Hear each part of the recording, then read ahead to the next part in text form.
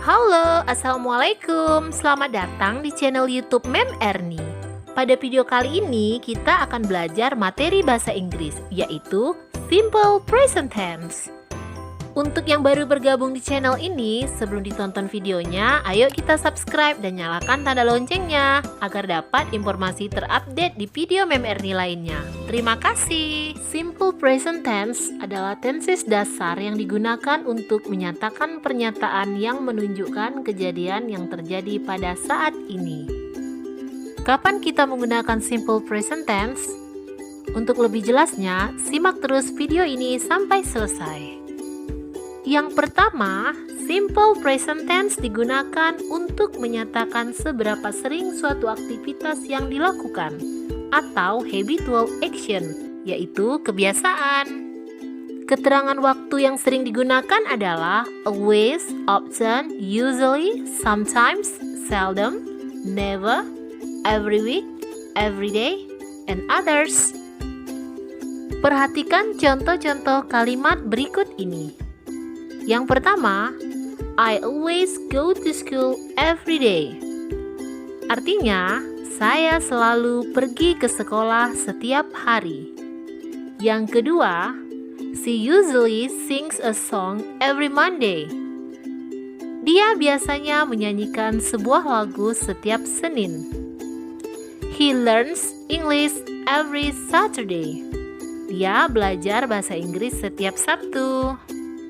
Yang kedua, simple present tense digunakan untuk menyatakan fakta atau kebenaran secara umum yang tidak terbantahkan. Perhatikan contoh-contoh kalimat berikut ini. Contoh kalimat yang pertama, the sun rises from the east and sets in the west. Artinya, matahari terbit di timur dan terbenam di barat. Kalimat ini menyatakan fakta. Contoh berikutnya, the sun rises every morning. Artinya, matahari terbit setiap pagi. Contoh kalimat berikutnya, the earth goes around the sun. Artinya, bumi mengitari matahari. Sebelum masuk ke pembahasan berikutnya, perhatikan tabel rumus simple present tense berikut ini. Untuk membuat kalimat simple present tense digunakan kata kerja bentuk dasar atau verb one. Subjek I, you, they, dan we menggunakan verb one. Sedangkan untuk subjek orang ketiga tunggal seperti she, he, dan it sama menggunakan verb one juga, hanya ditambahkan s atau es seperti contoh yang ditunjukkan pada tabel. I go to school by bus. She goes to school by bus. Untuk lebih jelasnya, perhatikan contoh-contoh kalimat berikut ini. Mary feeds her dog. Peter enjoys the food. Tim always cooks the dinner. Ketiga contoh kalimat ini menggunakan kata kerja yang diakhiri dengan s karena subjeknya adalah orang ketiga tunggal, seperti Mary, Peter, dan Tim. Contoh kalimat berikutnya adalah penambahan es setelah verb one. Tim watches TV every night. May usually dresses in pink. Bob never washes his car. Sama seperti contoh yang pertama, subjek dalam ketiga kalimat ini adalah orang ketiga tunggal, seperti Tim, May, dan Bob, sehingga masing-masing verb one-nya ditambah es. Contoh yang ketiga adalah penambahan ies setelah verb one. Untuk jenis verb yang berakhiran konsonan atau huruf mati diikuti huruf y, maka huruf y dihilangkan dan ditambahkan ies, seperti contoh kalimat di tabel. Contoh kalimat yang pertama, the baby cries loudly. Contoh kalimat yang kedua, Peter carries a heavy bag. Dan contoh kalimat yang terakhir adalah, Tina dries the dishes every night. Subjek pada contoh-contoh kalimat yang terakhir ini adalah orang ketiga tunggal, seperti the baby, Peter, dan Tina. Sehingga kata kerjanya ditambah IES. Untuk lebih memahami lagi tentang di verb mana kita meletakkan S, ES, atau IES yang tepat, simak terus penjelasan berikut ini. Yang pertama, untuk verb 1 yang berakhiran S, X, Z, CH, dan SH ditambahkan ES seperti contoh berikut ini.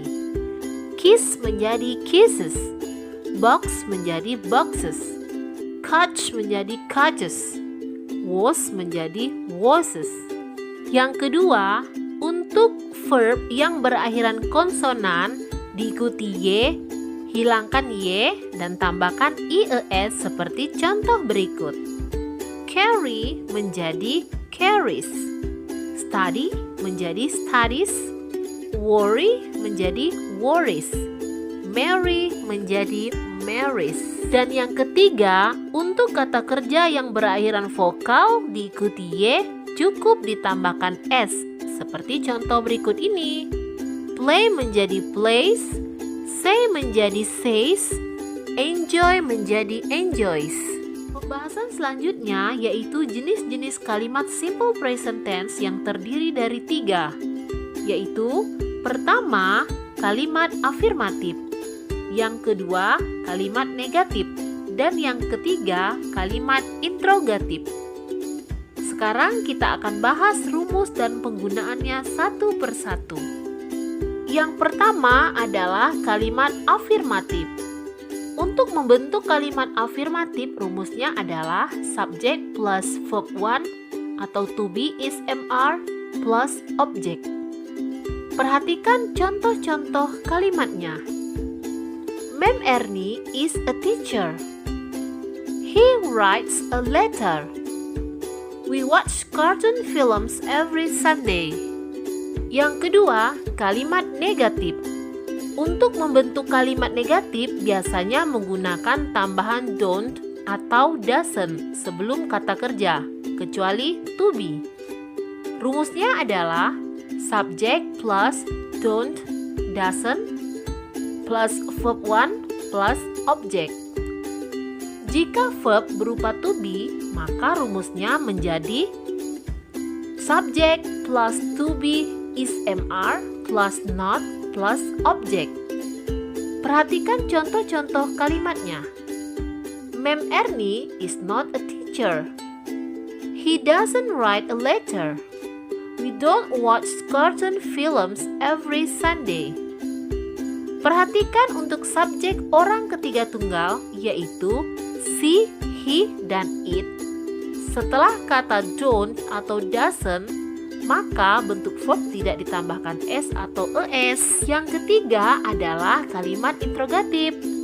Untuk membentuk kalimat interrogatif dapat menggunakan do atau does di depan kalimat sebelum kata kerja.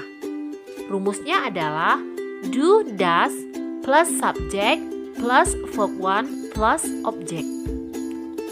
Do digunakan untuk subjek I, you, they, dan we. Sedangkan does digunakan untuk subjek she, he, dan it. Selain itu, dapat menggunakan to be di depan kalimat sebelum subjek. Perhatikan contoh-contoh kalimat interrogatif. Is Ma'am Ernie a teacher? Does he write a letter? Do we watch cartoon films every Sunday?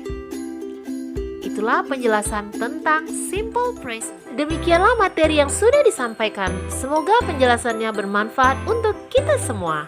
Semangat belajar, semangat pintar. Thank you for watching.